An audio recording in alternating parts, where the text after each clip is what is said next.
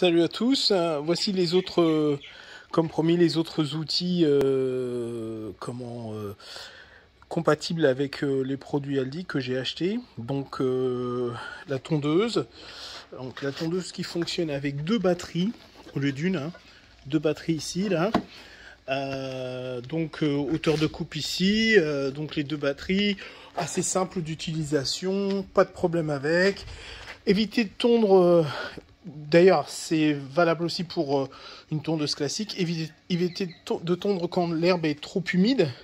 Ça colle sous le système et c'est difficile de tondre. Mais c'est pas lié au fait qu'elle soit électrique, c'est général. Disons que sur celle-ci, c'est sans doute plus sensible à ça parce qu'elle n'est pas très puissante. Mais ça marche très bien pour le peu de terrain qu'on a, c'est parfait. Au lieu d'aller à la station et avoir un bidon d'essence, etc. Et préparer la tondeuse qui démarre pas. Non, c'est fini tout ça. C'est vachement plus pratique. Et en plus, comme j'ai déjà ce set de batterie pour tout un tas d'autres appareils, eh ben, le coût des produits de la même gamme, le coût il n'est pas excessif parce que on achète le produit donc sans les batteries et donc voilà, ça reste raisonnable. Donc au total, j'ai 4 batteries 4 ampères et une batterie 2 ampères. Et pour tous mes appareils, c'est tout ce que j'ai besoin. Pour tondre chez nous, on n'a pas beaucoup de terrain. En général, je tonds avec un set de batteries. Donc 2 batteries chargées à fond. Ça peut arriver que l'herbe soit très haute, que je passe 2 fois, etc. Et que vers la fin, les batteries soient faiblardes. Donc comme j'ai un autre set, je remplace les 2 batteries et je continue. Toutefois, c'est important de se souvenir de ça. C'est un peu comme pour les voitures, quand vous entendez parler des voitures électriques, c'est assez difficile de suivre la consommation parce que vous regardez votre batterie, elle a 100% de charge, vous travaillez un peu et puis en 2 temps 3 mouvements, elle a plus que 50%.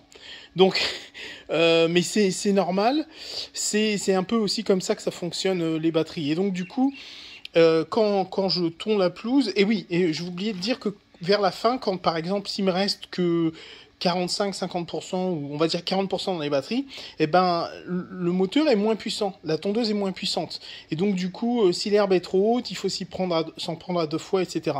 Donc c'est quelque chose qu'il faut se rappeler. Moi je commence toujours avec les batteries complètement chargées, maintenant j'ai l'habitude, j'arrive à tondre tout mon petit terrain sans avoir à recharger les batteries, quoi. Mais si vraiment c'est le cas, se souvenir que quand ça va descendre en dessous de 50-40%, bah, ça va vite tomber, quoi. Donc il faut se rappeler de ça. Ça fait pas 100 plus et ensuite 90, 80 assez progressivement. Quand vous allez arriver à 50, ça va descendre beaucoup plus rapidement. Dans les autres appareils que j'ai eu avec, alors j'ai eu de la chance, j'ai trouvé quelqu'un qui vendait un kit. Parce qu'il avait remplacé par un système plus performant. Je crois que c'était des... je me rappelle plus comment ça s'appelle, les batteries, les appareils rouges, une compagnie américaine, je crois, je me rappelle plus, je retrouverai le nom plus tard. Et donc du coup, ils vendaient tout. Donc moi j'avais besoin de cet appareil pour une petite haie qu'on a devant. Donc j'ai acheté le kit qui comportait l'appareil pour la haie. J'avais besoin de ça très précisément parce que on a des palmiers comme ça là. Et donc pour couper les feuilles mortes, c'est une galère. C'est très très dur les feuilles de palmier et elles sont hauts et donc voilà, c'était assez difficile. Donc ça c'est une sorte de petite tronçonneuse, hein, ni plus ni moins, hein, c'est une tronçonneuse qui vient se mettre au bout de ce système là. Il est commun à ça et ça. Ces deux appareils utilisent ce système-là. Donc en fin de compte, vous mettez ça au bout de cette partie-là, la batterie ici, et vous avez l'appareil pour faire les haies. Ensuite, vous avez la tronçonneuse là, pareil, elle vient se mettre au bout de cette barre ici, et il y a une extension, elle s'étire encore plus, cette barre-là, vous voyez, il y a un système ici qui permet de l'étirer, et donc pour moi c'est très pratique, ça fait à peu près 2 mètres de long, et ça permet d'atteindre les feuilles de palmier plus facilement. Ensuite, il y a le rotofil, je sais pas comment on appelle ça, je crois que c'est un rotofil, hein. Donc ce truc classique, il marche très bien, pas de problème avec, il marche aussi avec les batteries. Alors ça, par contre, sur un truc comme ça, bon, bah là-bas, une batterie, elle me permet de faire tout le tour de la maison sans problème. Et voilà, quoi. Donc, entre ça, la perceuse, la visseuse, la pompe, etc., pour moi, c'est plus intéressant d'avoir un kit comme ça où j'ai tout le matériel et j'ai pas besoin de me prendre la tête et j'ai un chargeur pour tout ça. Voilà, et tout marche bien. Bon, la tondeuse, elle est en plastique, hein, faut pas se raconter d'histoire, elle est légère comme tout.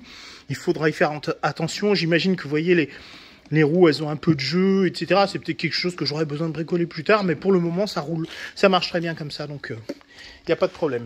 Voilà, si vous avez des questions, n'hésitez pas. Je suis pas en train de dire que c'est du, comme je vous l'ai déjà dit, que c'est du super matériel professionnel. C'est pas du tout le cas.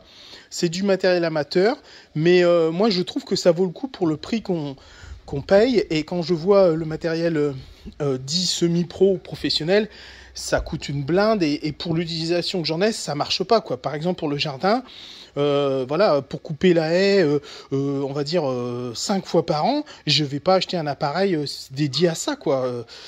Pour moi, le kit là avec les 3 appareils, il m'a coûté, je crois, $40, quoi. Les $40, j'avais l'appareil pour couper les feuilles de palmier, l'appareil pour la haie, pour $40. Donc non, y a pas, pour moi, il n'y a pas photo, c'est ce qu'il faut faire, quoi. Voilà.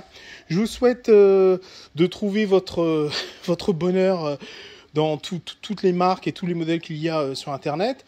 Ou dans les magasins. Comme je le disais dans une vidéo précédente, je sais qu'en Europe maintenant vous avez du matériel qui est, je crois, 48 volts si je me souviens bien.